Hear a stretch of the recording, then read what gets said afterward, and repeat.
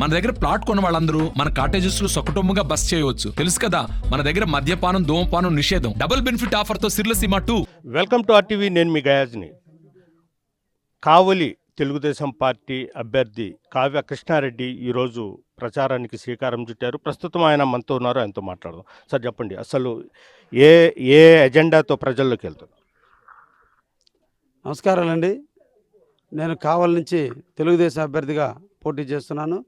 BJP, Janasena, Telugu Desam కలిసి ఏర్పడేటువంటి సంకీర్ణ ప్రభుత్వంలో నేను అందరి తరపున ఈరోజు తెలుగుదేశం అభ్యర్థిగా కావలి నుంచి కూడా పోటీ చేయడం కూడా జరుగుతుంది. ఇప్పుడు మేము ఈ రోజున తాళపాలెం పంచాయతీ లింగంగుంట గ్రామంలో మేము ఈరోజు సంచరించడం కూడా జరిగింది. ఓన్లీ మా నాయకులను కలుసుకొని ఇక్కడ ఉన్నటువంటి సమస్యలు తెలుసుకొని పోదాం అనేటువంటి విషయం కూడా తెలుసుకోవడానికి ఇక్కడికి రావడం జరిగింది. గ్రామంలో మేము సంచరించడం కూడా జరుగుతుంది. కార్యకర్తలతో మమేకం అవటం, గ్రామ సమస్యలు తెలుసుకోవడం, ఎలా అభివృద్ధి చేస్తే ఈ గ్రామం అభివృద్ధి చెందుతుంది అనేటువంటి విషయాలు తెలుసుకోవడానికి రావడం కూడా జరిగింది. రేపటి రోజు నుంచి రూరల్ మండలంలో ఇంటింటికి ప్రచారం కూడా మేము చేపట్టబోతున్నాం.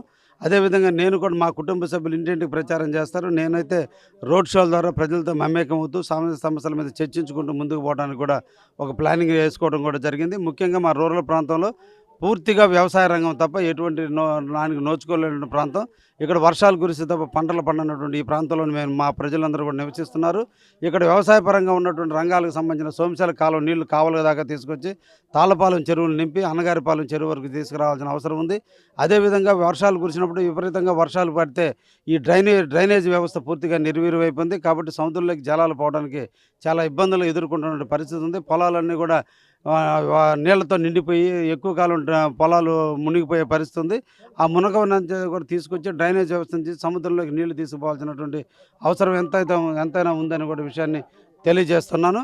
అదేవిధంగా ఈ రోజున ఆక్వా రంగం విపరీతంగా అభివృద్ధి చెందుతుంది. ఆక్వా రంగానికి సంబంధించిన కరెంటు సప్లైలో ప్రభుత్వం విఫలమైనందువల్ల అధిక విద్యుత్ ఛార్జీలు, అధిక రకమైనటువంటి లో వోల్టేజ్ ప్రాబ్లం వల్ల ఈరోజు ఆక్వా రంగం రైతులందరూ కూడా ఇబ్బంది పడుతున్నారు. ఆ విధంగా ఆక్వా రంగాన్ని ఆదుకోవాల్సిన అవసరం ఉంది.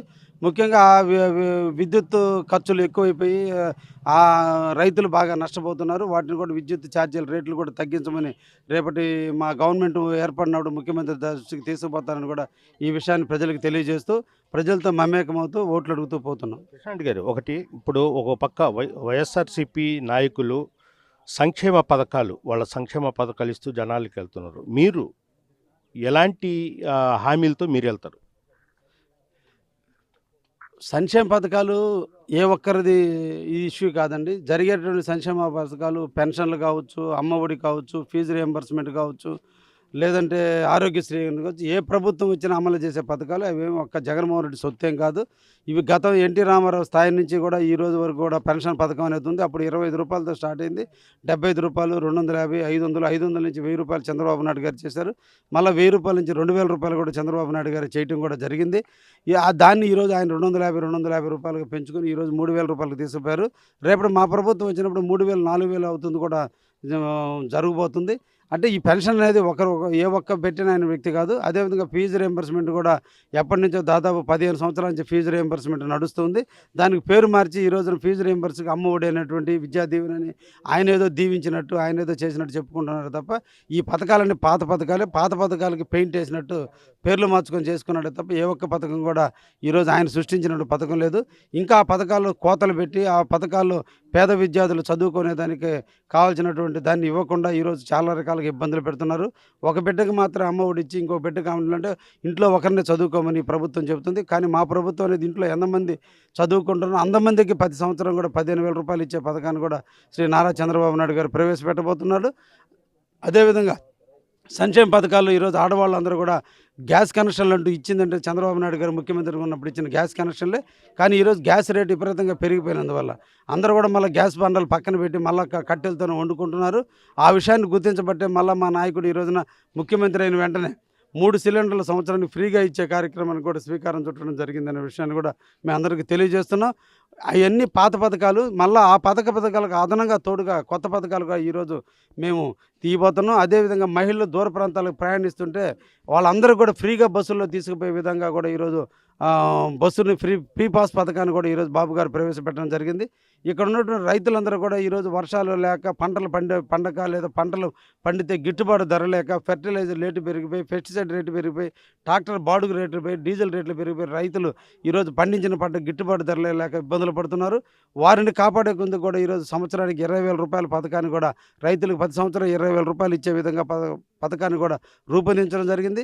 ముఖ్యంగా మా ప్రాంతంలో బీసీ కులస్తులు ఎక్కువగా ఉన్నారు. వాళ్ళందరూ కూడా పనిముట్లు ఇవ్వాలి. చాకలి, రజిక, గౌడ ఇట్లా అన్ని కులాలు ఉన్నారు. అందరూ కూడా పనిముట్లు ఇవ్వాలి. ఈరోజు 5 సంవత్సరాల నుంచి ఏ ఒక్కరు కూడా బీసీ కులస్తులకి ఈరోజు అభివృద్ధి చేసిన పాపాన వైఎస్ఆర్సీపీ పోలేదు. కానీ ఈ రోజున మేము మా మేనిఫెస్టోలో బీసీ మేనిఫెస్టోని పెట్టి బీసీకి ఒక సప్లాన్ పెట్టి దాదాపు 30,000 కోట్ల రూపాయలు ప్రతి సంవత్సరం కూడా బీసీల కోసం ఖర్చు పెట్టాలని ఒక పథకాన్ని కూడా మా బాబు గారు తీసుకొచ్చారు. ఏదన్నా అభివృద్ధి జరిగిందంటే అటు ఎస్సీ, ఎస్టీ, బీసీలకు కానీ మిగతా మైనార్టీలకు కానీ అందరికి కూడా వ్యవసాయదారులకు కావచ్చు అందరికి కూడా అభివృద్ధి అంటూ జరిగిందంటే ఒక తెలుగుదేశం హయాంలోనే అభివృద్ధి జరుగుతుంది. అటువంటి అభివృద్ధి ఉండేటువంటి పార్టీని ఆదరించాలని ప్రజలందరూ కూడా కోరుకుంటున్నారు. ఒక్క అవకాశం అని ఏదో రాజశేఖర్ కొడుకు అని చెప్పి ఒక అవకాశం ఇస్తే ఆ ఒక్క అవకాశంతో ఈ రాష్ట్రాన్ని దోచుకున్నాడు, ఈ ప్రాంతాన్ని దోచుకున్నాడు. రౌడీ రాజ్యం పెరిగిపోయింది, అక్రమాలు పెరిగిపోయినాయి, దౌర్జన్యాలు పెరిగిపోయినాయి, ఆస్తులకు రక్షణ లేదు, మనుషులకు రక్షణ లేదు, గంజాయి పెరిగిపోయింది, హెరాయిన్ పెరిగిపోయింది, బ్రౌన్ షుగర్ పెరిగిపోయింది, క్రికెట్ బుకీలు పెరిగిపోయారు, సింగిల్ నెంబర్ లాటరీలు పెరిగిపోయారు. అందరి వెనక వాళ్ళు ఒక్కరే ఉన్నారు. చీప్ లెక్కర్లు పెరిగిపోయినాయి, అక్రమ మద్యమాలు అమ్ముతున్నారు. అంటే ఒక్క అవకాశంతో రాష్ట్రాన్ని దోచుకున్నారు. జగన్మోహన్ రెడ్డిని ఎప్పుడు ఓడిద్దామని ప్రజలు ఎదురు చూస్తూ ఉన్నారు. అంటే మామూలుగా ఉమ్మడి నెల్లూరు జిల్లాకు ఈశాన్యం ఉండే కావలిలో ఏ పార్టీ గెలుస్తుందో అదేవిధంగా నెల్లూరు జిల్లా మొత్తము ఆ పార్టీ కైవసం చేసుకుంటున్నది ఒక నమ్మకం. అంటే కావలి నియోజకవర్గంలో ఎలా ఉంది పార్టీ పరిస్థితి? కావలి నియోజకవర్గంలో నెల్లూరు జిల్లాలో అత్యధిక మెజార్టీ గెలవబోయే సీటు కావలి సీటు. కావలిలో జరిగేటువంటి కావలి ఎమ్మెల్యే యొక్క అరాచకాలు బహుశా మా నెల్లూరు జిల్లా హిస్టరీలోనే ఎప్పుడు జరగలేదు. ఇటువంటి ఎమ్మెల్యేని ఎప్పుడు చూడలేదనే విషయాన్ని కూడా మా ప్రజలు అంటూ ఉన్నారు. 1952లో బత్తెన రామకృష్ణారెడ్డి దగ్గర నుంచి మొన్నటి బేదా మస్తానరావు వరకు మా కావలిలో అందరూ కూడా జోబీలోని డబ్బులు తీసుకొచ్చి పేదవారికి పంచారు. మా ఓడు పేదవారి జోబీలో నుంచి తన జోబీలో నింపుకునే ఎమ్మెల్యే వచ్చినందుకు ప్రజలందరూ కూడా చాలా చింతిస్తున్నారు. ఈ తప్పకుండా రేపటి ఎలక్షన్లో ఆయన ఓడించేదానికి ఆ ప్రజలందరూ సిద్ధంగా ఉన్నారు. అదే నా గెలుపు కారణం. వేమిరెడ్డి ప్రభాకర్ రెడ్డి వచ్చిన తర్వాత చేంజింగ్స్ ఏమైనా అయ్యాయా? తప్పకుండా ఒక అజాత శత్రువు, మంచివాడు, దానశీలి, ఒక గొప్ప మనసు ఉన్నటువంటి వ్యక్తి జగన్మోహన్ రెడ్డి గారికి ఎటువంటి అపాయింట్మెంట్ లేకుండా పోయేటువంటి వ్యక్తి ఈరోజు ప్రజా జీవితంలో వైసీపీకి రాజీనామా చేసి తెలుగుదేశంలోకి రావడం అంటే తెలుగుదేశం యొక్క గొప్పతనం అర్థమవుతుంది, వైసీపీ యొక్క దుర్మార్గం అర్థమవుతుంది. కాబట్టి మంచి వ్యక్తి దగ్గరికి మంచి వ్యక్తులే వస్తారనే దానికి నిదర్శనం ఈ రోజున ఇదే. ఒక పక్క మాగుంట శ్రీనివాసరెడ్డి కావచ్చు, ఇంకొక పక్క వేమిరెడ్డి ప్రభాకర్ రెడ్డి గారు కావచ్చు, ఇద్దరు కూడా అక్కడ ఇమ్మడలేక అతనితో కలిసిమెలిసి జీవించలేక వీళ్ళందరూ ఆర్థికంగా స్థితిమంతులు, సమాజంలో ఒక విలువలతో బతికినటువంటి వ్యక్తులు, సమాజంలో గౌరవం కోసం బతికే వ్యక్తులే తప్ప రాజకీయాన్ని అడ్డుపెట్టి సంపాదించిన వ్యక్తులు కాదు. అటువంటి దానం గుణం ఉన్నటువంటి వ్యక్తులు జగన్ దగ్గర ఇమ్మడలేక ఈరోజు చంద్రబాబు నాయుడు దగ్గర అయితేనే ఈ రాష్ట్రం అభివృద్ధి చెందుతుంది, పేదవాడికి న్యాయం జరుగుతుంది. పేదవాడి కోసం ఏమైనా చేయాలి అంటే ఒక తెలుగుదేశం పార్టీ అని తెలుసుకుని వాళ్ళు ఈరోజు తెలుగుదేశంలో రాబట్టి ఇక్కడ ఉన్నటువంటి తెలుగుదేశం కార్యకర్తలందరూ కూడా వారిని సోదరంగా ఆహ్వానించడం కూడా జరిగింది. వారి కలయిక మా కలయిక అంతా కూడా ఈ నెల్లూరు జిల్లా అభివృద్ధికి తోడ్పడుతుందని ప్రజలందరూ అనుకుంటున్నారు. అందుకని వాళ్ళు వచ్చిన విషయాన్ని తెలుసుకుని ప్రజలు కూడా ఈరోజు అటువంటి వ్యక్తి అక్కడ ఇమ్మలేనప్పుడు ఆ వ్యక్తితో మనం ఎందుకని వాళ్ళు కూడా వైసీపీ నుంచి రాజీనామా చేసి తెలుగుదేశంలో రావడం జరుగుతుంది. అందరూ కలిసి రేపు తెలుగుదేశంలో 10కి 10 సీట్లు నెల్లూరు జిల్లాలో కైవసం చేసుకోబోతున్నామని కూడా ఈ సందర్భంగా. అదేవిధంగా ప్రజెంట్ ఎమ్మెల్యే అంటే 2014లో 5,000 ఓట్లతో గెలిచాడు. అదేవిధంగా అప్పట్లో అధికారం లేదు. 2019లో 15,000 ఓట్లతో, 2024లో 45 ఓట్లతో ఖచ్చితంగా గెలుస్తానని ఛాలెంజ్ చేస్తున్నాడు. అది ఎంతవరకు ఇదనంటారు? ఆయన చెప్పింది 45,000 ఆయనది కాదండి, అది నా మెజార్టీ సంగతి ఆయన చెప్పింది. అది మీరు మర్చిపోయారు, అండర్లైన్ చేసుకోవాలి. ఆయన గెలుస్తానని కాదు, 45,000తో ఓడిపోతానని. ఆయన దగ్గర ఉన్నటువంటి వ్యక్తులందరూ వలసపోతున్నారు. లెఫ్ట్ రైట్ ఎవరు నిలవటంలే. కాబట్టి వాళ్ళ ఆత్మస్థైర్యం నింపుకోవాలి. ఎందుకంటే వాళ్ళందరికీ తెలుసు ఈయన మాట్లాడే మాటలు వెనకెత్తి నుంచి వాళ్ళందరూ నవ్వుకుంటున్నారు. ఎందుకంటే ప్రతి వ్యక్తికి పోటీ చేసే వ్యక్తికి ఆశపడడం తప్పులేదు, కానీ అత్యాశ. ఇక్కడ జరుగుతున్నటువంటి అరాచకాలకి ఆయన పరాకాష్ఠకు తీసుకుపోయిన వ్యక్తికి ఓట్లు ఎట్టేస్తారనే విషయం ఆయన మర్చిపోయాడు. అవి రేపు ప్రజాక్షేత్రంలో తప్పకుండా తెలుసుకుంది ఎవరికి 45,000 వస్తాయో.